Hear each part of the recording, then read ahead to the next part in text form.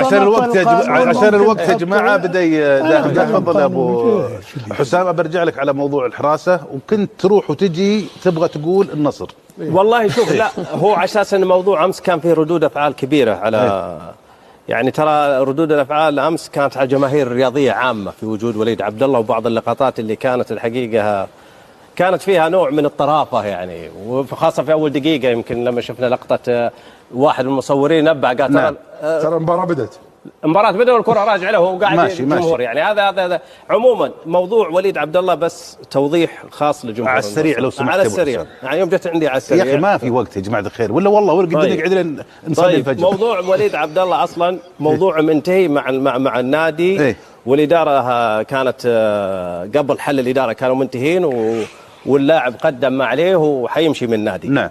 مع بدايه الموسم هذا فجاه تم الحاقه بالمعسكر، لا يعلمون السبب، وهو منتهي عقده اصلا.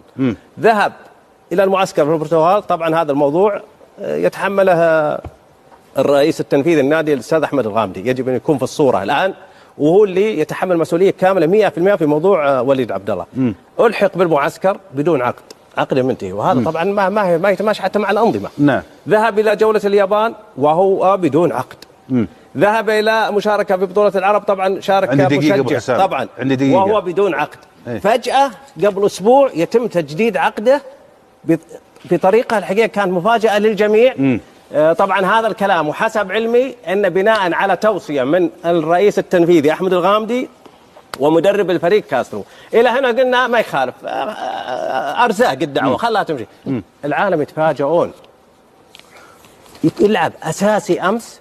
ليه يا كاسترو؟ والله انا بعاقب العقيدي متاخر 5 دقائق عن المعسكر.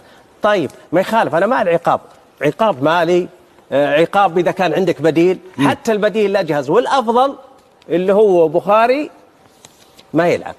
تاتي بلاعب مع الاحترام والتقدير لشخصه لو يخرج من نادي النصر الان لا يمكن يلعب في درجه ثالثه. الامر الاخر، لو وليد عبد الله بنفسه يملك نادي